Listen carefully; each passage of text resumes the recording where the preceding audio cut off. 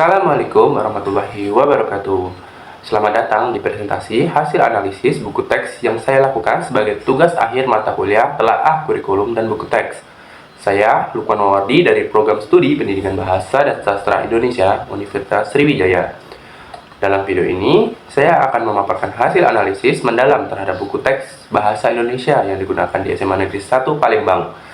Analisis ini penting karena buku teks merupakan salah satu komponen krusial dalam proses pembelajaran yang dapat menentukan efektivitas pencapaian tujuan pendidikan. Nah, buku yang menjadi objek analisis dalam penelitian ini adalah buku teks Bahasa Indonesia edisi revisi untuk jenjang SMA kelas 10. Buku ini diterbitkan oleh Kementerian Pendidikan, Kebudayaan, Riset, dan Teknologi Republik Indonesia melalui Pusat Kurikulum dan Pembukuan pada tahun 2023. Buku ini tersusun oleh 3 penulis, yaitu Fadilah Tri Aulia, Selvi Indra Gumilar, dan Alfian Kurniawan. Buku berukuran sekitar 17 kali 25 cm ini dirancang sebagai panduan untuk melaksanakan proses pembelajaran yang efektif, efisien, dan menyenangkan, dengan tema-tema yang disesuaikan dengan tumbuh kembang dan minat peserta didik.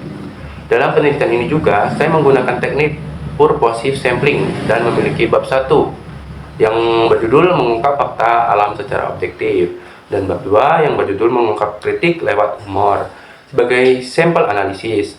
Pemilihan kedua bab ini didasarkan pada pertimbangan bahwa bab awal dalam buku teks biasanya memuat materi fundamental yang menjadi dasar bagi pelajaran selanjutnya. Untuk menganalisis kelayakan buku teks ini, saya menggunakan teori Greene and Petty yang berfokus pada 5 aspek penting dalam menilai kualitas buku teks. Teori ini dipilih karena relevansinya dengan kebutuhan pembelajaran bahasa Indonesia di tingkat SMA yang mengharapkan peserta didik tidak hanya menguasai keterampilan berbahasa, tetapi juga mengembangkan kemampuan berpikir kritis, kreativitas, dan apresiasi terhadap keberagaman. Kelima aspek yang menjadi fokus analisis adalah sebagai berikut. Yang pertama itu, buku teks haruslah dapat menstimulasi dan merangsang aktivitas pribadi para siswa yang mempergunakannya. Yang kedua, buku teks haruslah dengan sadar dan tegas menghindari konsep yang samar dan tidak bisa, agar tidak membingungkan para siswa yang memakainya. Yang ketiga, buku teks haruslah mempunyai sudut pandang yang jelas dan tegas sehingga pada akhirnya menjadi sudut pandang para pemakainya yang setia. Yang keempat, buku teks harus mampu memberi pemantapan dan penekanan pada nilai-nilai anak dan orang dewasa.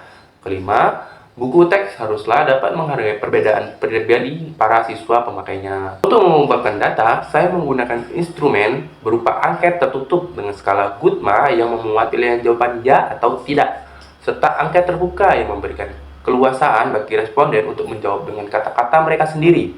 Responden penelitian ini adalah 10 siswa kelas 10 SMA Negeri 1 Palembang yang menggunakan buku teks tersebut dalam pembelajaran sehari-hari. Sekarang, saya akan menyampaikan hasil analisis untuk setiap aspek secara berurutan. Aspek pertama tentang kemampuan menstimulasi aktivitas siswa menunjukkan hasil yang positif dengan persentase persetujuan mencapai 80%. Sebanyak 8 dari 10 siswa menyatakan bahwa buku ini membuat mereka tertarik untuk menggali informasi lebih jauh. Temuan ini didukung oleh adanya penyajian visual yang menarik dengan gambar berwarna dan ilustratif. Pada bab 1, halaman 31, ditemukan 10 pertanyaan pilihan ganda yang tidak hanya menguji hafalan, tetapi juga mendorong siswa untuk membaca teks dengan cermat dan menganalisis informasi. Selain itu, pada bab 2, terdapat tugas menulis teks eksposisi sebagai sumber penyampaian kritik sosial yang akurat.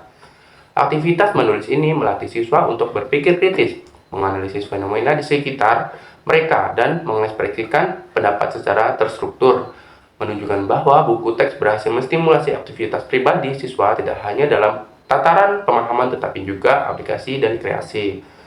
Namun demikian, 20% siswa menyatakan bahwa buku tidak cukup mendorong mereka untuk menggali informasi lebih lanjut. Hal ini disebabkan karena guru sudah menjelaskan materi dengan sangat detail dan informasi dalam buku sudah cukup lengkap sehingga mereka merasa tidak perlu mencari informasi tambahan. Kondisi ini menunjukkan dua sisi yang berbeda. Di satu sisi, kelengkapan informasi memudahkan pemahaman, namun di sisi lain dapat mengurangi rasa ingin tahu dan kemampuan siswa untuk mencari sumber belajar lain secara mandiri. Nah, masuk ke aspek kedua mengenai penghindaran konsep yang samar menunjukkan hasil yang kurang memuaskan dengan tingkat persetujuan hanya mencapai 40%, sebanyak 6 dari 10 siswa menyatakan bahwa mereka tidak dapat menghabisi materi dalam sekali baca tanpa harus mengulang terlalu banyak.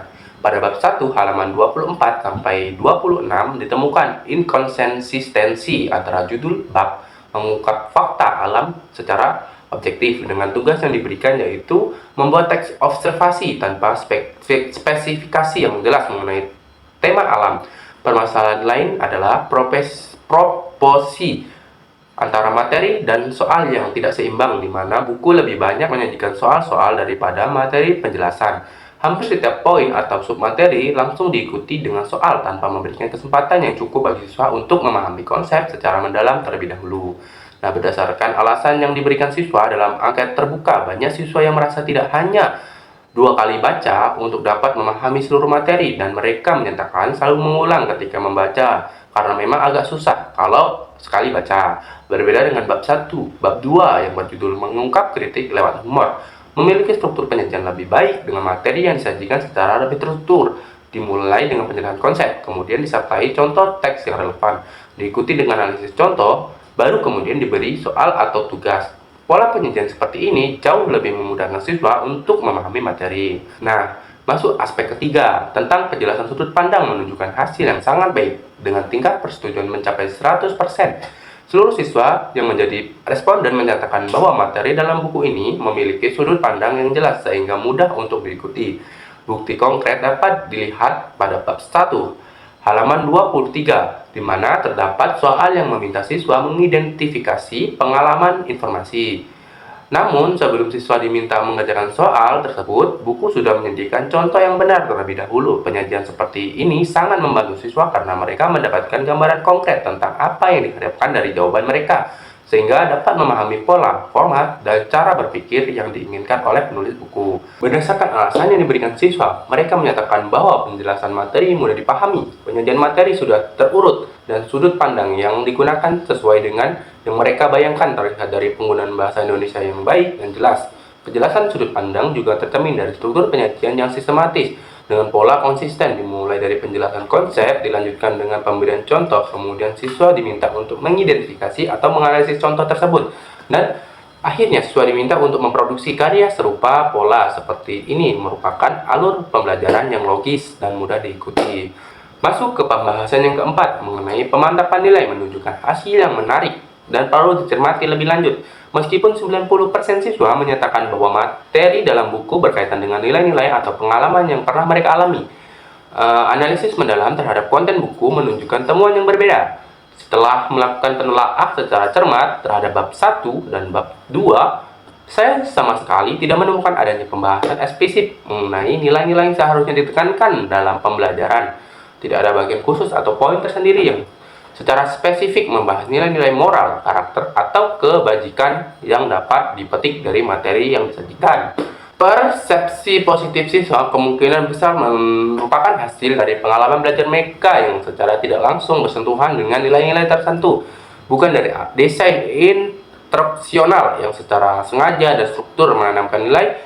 Ketidakadaan pembahasan yang eksplisit ini merupakan kelemahan signifikas mengingat dalam konteks pendidikan karakter yang saat ini menjadi prioritas dalam kurikulum nasional. Buku teks seharusnya tidak hanya menyajikan materi kognitif, tetapi juga secara sadar dan terstruktur menanamkan nilai-nilai kepada siswa. Nah, masuk ke pembahasan aspek kelima tentang penghargaan terhadap perbedaan pribadi siswa menunjukkan hasil yang terbagi rata dengan tingkat persetujuan hanya mencapai 50%. 5 dari 10 siswa menyatakan bahwa penyajian materi disusun secara bertahap dari yang mudah yang ke lebih sulit, sementara 5 siswa lainnya menunjukkan sebaliknya. Pada bab 1 halaman 31, siswa langsung dihadapkan pada 10 soal pilihan ganda sekaligus di awal bab tanpa pembagian tahap penyajian. Soal dalam jumlah besar seperti ini tidak mempertimbangkan perbedaan kemampuan siswa yang mungkin memerlukan waktu lebih lama dalam memproses informasi atau memiliki tingkat kepercayaan diri lebih rendah dalam mengerjakan soal. Nah, permasalahan yang lain yang ditemukan adalah banyaknya soal atau kegiatan yang ditunjukkan untuk dikerjakan secara berkelompok tanpa memberikan pilihan bagi siswa untuk mengerjakan secara individual. Contohnya, pada halaman 5 bab 1, siswa disuruh membentuk kelompok dan mengerjakan sebuah tabel prediksi. Kegiatan berkelompok seperti ini tidak sepenuhnya menghargai perbedaan pribadi siswa, karena tidak semua siswa nyaman atau efektif belajar dalam kelompok. Berdasarkan alasan yang diberikan siswa, beberapa menyatakan bahwa ada materi yang susah duluan, baru materi yang mudah. Mengonfirmasi bahwa gradasi tingkat kesulitan dalam buku tidak konsisten. Buku teks yang menghargai perbedaan pribadi siswa seharusnya memberikan fleksibilitas dalam pendekatan pembelajaran, dengan mereka memberikan pilihan untuk mengerjakan tugas secara individu atau berkelompok secara preferensi siswa. Berdasarkan hasil analisis yang telah saya paparkan, dapat disimpulkan bahwa buku teks Bahasa Indonesia edisi revisi untuk kelas 10 di SMA Negeri 1 Palembang memiliki kualitas yang cukup baik, namun masih memerlukan perbaikan pada beberapa aspek penting. Dari 5 indikator yang dianalisis menggunakan teori Gini and Petty, buku ini telah memenuhi dengan sangat baik 2 indikator, yaitu kemampuan menstimulasi aktivitas pribadi siswa dengan tingkat persetujuan 80% dan kejelasan sudut pandang dengan tingkat persetujuan 100%. Kedua aspek ini menunjukkan bahwa buku berhasil menyajikan materi dengan struktur yang terurut, didukung visual yang menarik, serta memberikan contoh sebelum soal sehingga mudah diikuti oleh siswa. Namun terdapat 3 indikator yang belum terpenuhi secara optimal dan memerlukan perhatian serius dalam revisi mendatang. Pertama, indikator penghindaran konsep yang salah hanya mencapai 40% persetujuan karena tidak sesuai antara judul bab dengan tugas yang diberikan. Proporsi soal yang terlalu banyak dibandingkan penjelasan materi, serta penyajian yang kurang konsisten antara bab. Yang kedua itu indikator pemantapan. Nilai-nilai mencapai 90% persetujuan dari siswa. Namun, analisis konten menunjukkan bahwa tidak ada pembahasan nilai secara eksplisit dalam buku, sehingga persepsi positif hanya siswa muncul dari pengalaman belajar mereka secara implisit. Yang ketiga, indikator penghargaan. Terdapat perbedaan pribadi siswa hanya mencapai 50% persetujuan karena gradasi tingkat kesulitan yang tidak konsisten, pemberian soal dalam jumlah besar tanpa tahapan, serta terlalu banyak kegiatan berkelompok tanpa opsi individual. Terdapat beberapa rekomendasi perbaikan yang dapat diterapkan untuk meningkatkan kualitas buku teks ini. Yang pertama, penulis perlu memastikan kesesuaian antara judul bab dengan tugas dan materi yang disajikan agar tidak menimbulkan kebingungan. Setiap tugas harus relevan dengan tema bab dan tujuan pembelajaran yang ingin dicapai sehingga siswa dapat memahami fokus pembelajaran dengan jelas. Yang kedua, proporsi antara penjelasan materi dan latihan. Soal perlu diseimbangkan dengan lebih baik. Penjelasan konsep harus disajikan secara memadai dan mendalam sebelum siswa diminta mengerjakan latihan. Pola penyajian yang ideal adalah penjelasan konsep, pemberian contoh, analisis contoh, baru kemudian latihan soal, seperti yang diterapkan dengan baik di bab 2. Konsistensi pola penyajian ini perlu diterapkan di seluruh bab agar siswa mendapatkan pengalaman belajar yang sistematis dan tidak membingungkan. Dan yang ketiga, penulis sangat disarankan untuk menyertakan pembahasan nilai-nilai secara eksplisit dalam setiap bab. Hal ini dapat dilakukan dengan menyediakan kolom khusus yang berjudul nilai-nilai yang dapat dipetik atau refleksi nilai di setiap akhir subbab. Kolom ini dapat berisi penjelasan singkat tentang nilai-nilai moral dan karakter yang relevan dengan materi yang dipelajari, serta dengan pertanyaan reflektif yang mendorong siswa untuk memikirkan bagian mereka dapat menerapkan nilai-nilai tersebut dan dalam kehidupan sehari-hari. Nah, bagi guru yang menggunakan buku teks ini, terdapat beberapa strategi yang dapat diterapkan untuk memaksimalkan efektivitas pembelajaran. Yang pertama, guru perlu memberikan penjelasan tambahan yang lebih mendalam pada materi-materi yang penyajiannya kurang jelas dalam buku, terutama di bab 1, serta memastikan siswa memahami konsep dengan baik sebelum mengerjakan latihan. Guru dapat membuat bahan ajar pelengkap berupa handout atau modul tambahan yang memperjelas konsep yang masih samar dalam buku, serta menyediakan contoh tambahan yang lebih bervariasi untuk memperkuat pemahaman siswa.